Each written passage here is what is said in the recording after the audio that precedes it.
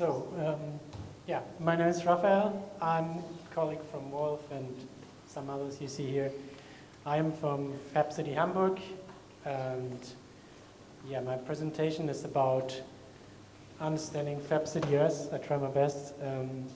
So I have one question in the beginning, like 1 year ago, who of you have heard about Fab City? Anybody knew about Fab City 1 year ago? Just raise your hand. Okay. Because I didn't know about anything about Fab City 1 year ago, and then I discovered it, so it's quite a new thing to me, or at that time it was, and so to some of you I see it's still new, or it was new, so let me give a short introduction about this, like the historical evolution. So it started with the Fab Lab movement. You saw the slide previously with now over 1,800 Fab Labs, and it started with the computer-controlled machinery, and then the idea, why not learn to build almost everything, and was quite inspiring. There's a book from Neil Gershenfeld from MIT, and yeah, then there's Fab City, which builds upon Fab Labs, and the idea is that cities produce everything they consume, and they have this pledge or this idea in 40 years. So it started 14, and now in 2055, the vision is cities can consume everything, produce everything they consume, and now there's 40 cities joined the network. And then the next thought a few years ago was then, okay, we need digital infrastructure to achieve those goals, and we don't have them in the way we need them. So why not build an operating system to make all this happen? And so there it's where it gets really complicated, because like everything we talk about is kind of involved in like, okay, we need tools and we need to connect and we need information and knowledge and production and all this stuff. And we try to come up with a solution. We got funded then by the European Union to build this, and Interfacer is primarily about kickstarting this Fab City operating system. It won't be finished during this time, but we will start and hopefully get additional funding and continue. So let's jump in. So first of all, our background is Fab City. It's not like everything circular economy or everything like distributed design. It's really, we are in Fab City right now, and this is our thinking right now. So we are developing for this movement. So to make our focus clear here, because we think when we have a pretty good theoretical base and a pretty good movement, a huge community, and starting from there, we can then expand. What you see here is a table from somebody developing, it's from his factory, and he's developing open source machinery, and so you see all this literature and these thoughts moving around in our network. And yeah, the central idea we have, and you have heard about that, is this model of circulating globally circulating bits, so, or you can say global digital commons, and local circular economies where we have atoms circulating around. So by bits we talk about software, and by atoms we talk about physics and materials. And yeah, so we have to connect those worlds. So on the left we have like the products then, so the atoms of a product, which you can think of many things, but basically it's manufacturing, it's usage, update, repair, recycling, all this stuff we know. On the right we have then the product's bits, which is like, some call it digital twin, and there's a lot of things also happening. I mentioned a few here, like we have digital design files, we have documentation, we have digital licensing, we share those files, we co-design and so on. And in the middle, we need to come up with a solution. And the box, I choose a dashed line here, because Fab Cities won't be like something like you have a laptop and there's like Mac OS 10 or something operating system on your computer, and it's just one company, one device, and one operating system. It's not like that. What we do, it's more like open, more flexible, I would say, because everything we do is built on open source, and the community is like a global community, and we are like all learning and giving and taking from each other. And so, yeah, so it's not that close. I wanted to make that clear. First of all, I think one mission we have is like promote standards. So there are already standards. We all know some standards, but standards are really the thing we need. So when you think, of course, also what I showed you the first image with the books, in that factory they built machinery that should be a standard in a fab lab. So if we have the same machinery, for instance, we can share config files or like files that fit to the machine, and then we can like, it's more easier than to produce and have the same set of machinery. Also helps us to think about the products that can build with these machines. So these are standards, but also like how to document the same way, how to have the same like environmental or sustainable standards and so on. Then automate and digitalize workflows. That's, I think, the key to really be competitive to standard waste products and capitalism and all this what we want to compete with. So we can do it in becoming a large community and having great tools that really makes us more productive. And yeah, this is also very important. And then encrypt, build trust. So these are basically two things. So encryption helps to build trust, because when we have security in software, then people most likely use it or trust the software more. But trust is also like on a different level. So you need the leadership of the people operating with that software also need to be trusted. We need trust in that we don't let like too many trash products entering our system and that we become like capitalism thing again. And so we want to build trust so that people can really trust that we do circular and sustainable and so on. So in terms of features and what we focus on, we have these main 4 areas. I mean, I could like show this in like a million different ways, and there's like, it's really complex, but in essence I would say we want to make another platform, it's a different platform because it's a distributed system where you can upload and share designs, like all the product bits, like CAD files, text, images, manuals, bill of materials, whatever. Like we have that platform distributed. Then we need licensing, of course. I think this is important because then this is really important for the business model. And without business model, I think it will stay small. We want to encourage co-creation because we believe, or we envision that products can become better and better and outcompete trash products. So there's a great example. You all know Wikipedia, which outcompeted traditional encyclopedias. And nobody's thinking of buying books anymore, so that's, nobody's even thinking of that. And it completely outcompeted a previously big market by a global community. And we think we can do this with maybe a washing machine design as well. So global community developing a washing machine, co-creating it, and this will become the most sustainable, best to repair, whatever, like local produced, most sustainable washing machine in the world. And so we want to encourage co-creation on that platform, and there's like tons of ideas doing that. And then also we need to sell products because people need to get money and we need to business models. And yeah, I think we can bring a ton of, or a huge amount of automation and innovation into connecting all these areas, and then it becomes really great. But to be clear, that's a vision, and this means we will release a beta version in like April next year, and this will all be open source, just to clarify this. So I mentioned digital commons, and Marion also talked about this baking a cake recipe. So you know about that, and the reality looks a bit like this. So usually what like more advanced and experienced open source hardware designers are doing is they use a so-called repository, like a box where they put files in, put them online, and there are the product files.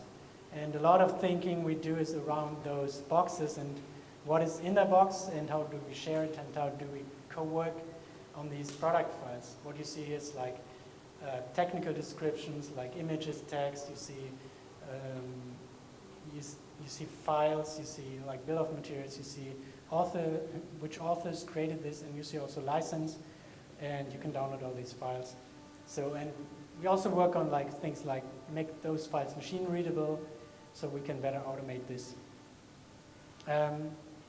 Let's talk about the business model, and I'm sure that this is not the answer to everything, but it could be a driver, and it could be something that really pushes the system.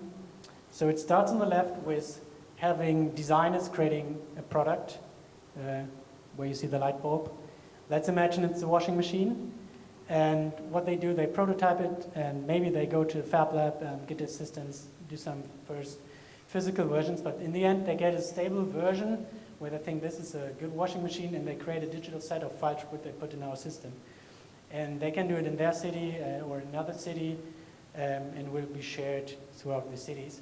And what they can now do is attach their license to it. I go into detail of the license model in the next slide, but the interesting thing is that what I'm showing you here is in like where the product and the license are connected. This is where the DPP comes into place. So we store all the information of the product and all the information of ownership and like the legal information into a digital product passport. So that's very important, and it's very important that we build trust here and have a good system. Then those data can go into the local markets, into a federated system with local markets, and they can discover those products. People with factories or shops or whatever, they can like download and build these things according to the license, and then they use our payment system. And the payment system is connected to the license. So that's the arrow in the middle, the connection. And this is where we can bring automation, and this is where we can innovate. So every designer now can be, or in the future can be sure that he gets a share of his of the revenues of product sales. So you design, somebody else is producing, selling, but you get something back from the money. So this is interesting. And so we have two licensing schemes. The one would be free and open source. There's already a license, hardware license available from CERN. And then there's our new approach, which need to be a new form of license, where we overcome the gap between digital files and physical product, the legal gap. And so this is what I was talking about. So you have the digital product passport, you have license information inside, and then people negotiate on what contributions have what value. So the first guy who's developed a product, of course, he owns the product. But then maybe somebody is like making the washing machine 20% more energy or water saving, and the other owner says, okay, that's a good idea. I think it's fair that you get like, in this example, maybe you get 2%, I get 5% of the product revenues in the end, and then there's a fabricator who's like getting the end. So this is one of the main business ideas behind Fab City US. And you see on the right, you see like a wireframe of a user interface where you could see those designs, and you could see local shop offers. And if there's no shop offering this design, then you can signal demand. It's a bit similar to like Kickstarter, where you can say, I like it, I want it, please produce it. Produce it for me, but on a local circular level.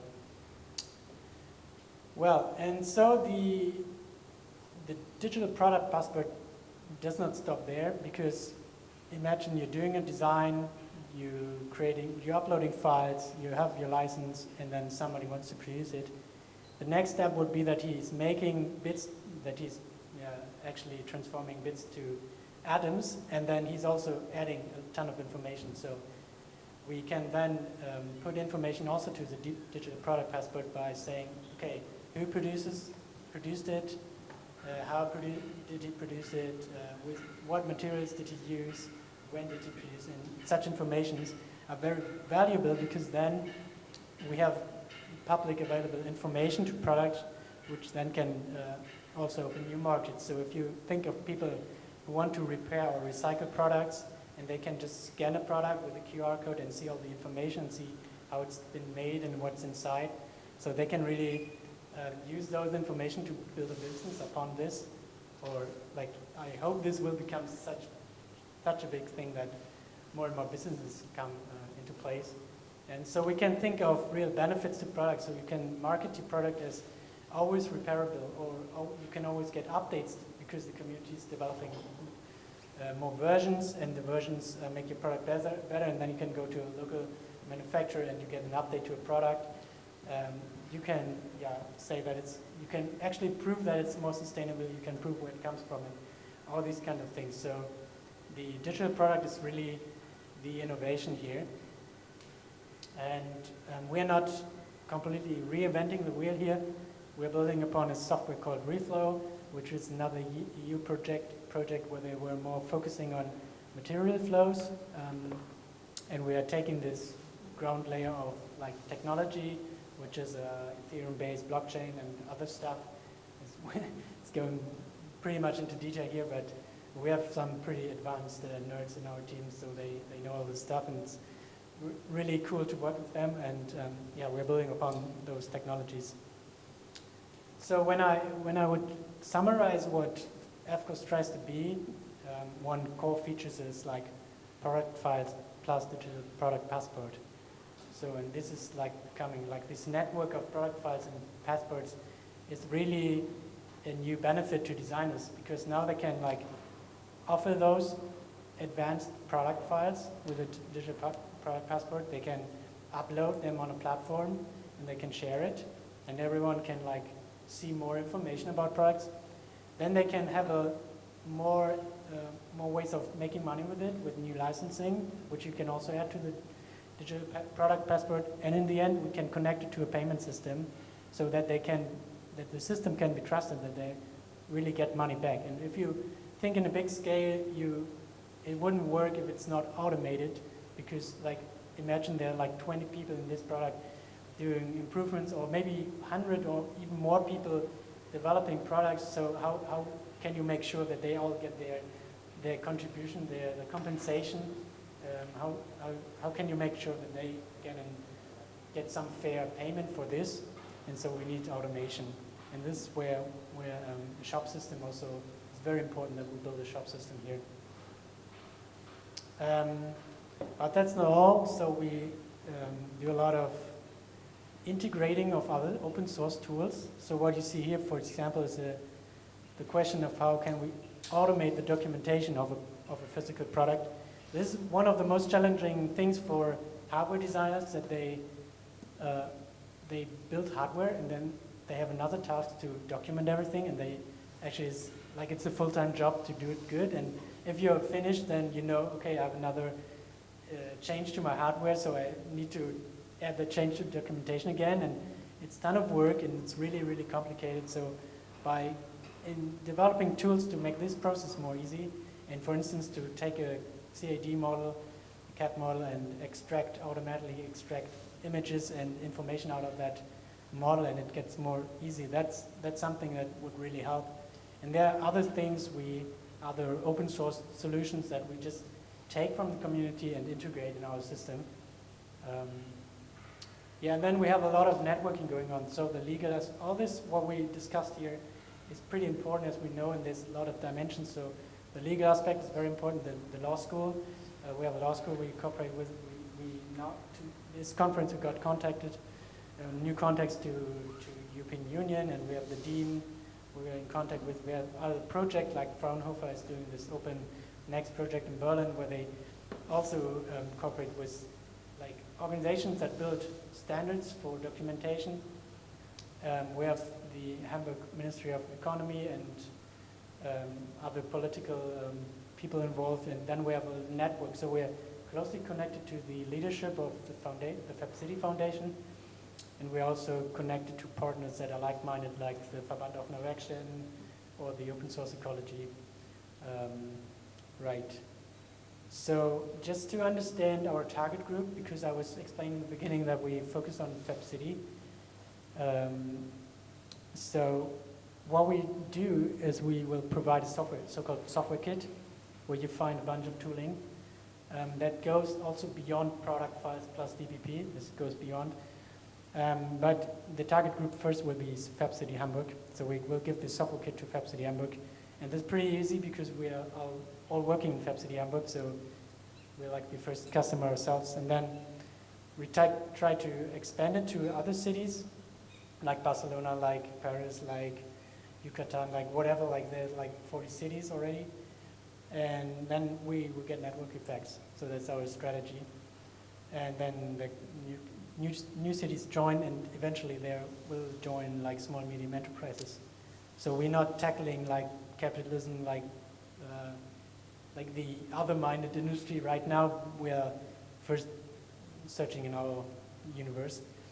And so we get more network effect, and then eventually it will grow and grow and grow, hopefully. Yeah, so I was talking about like there's more into software kit, and I should continue. Yeah. You should continue, but you're really long already, so okay. Yeah, it would be nice if you find an ending. So take a picture if you need. So I don't go into detail, but there's like this, what I just explained, the federated network is one central element, and there's more to it. We want to also focus on knowledge hub, on a map, on helping cities host events, on communication. Like all this should be included in the software kit, so a city gets all the things it needs to not only connect like product data, but also connect the community and really start doing this whole thing. So that's it from my side.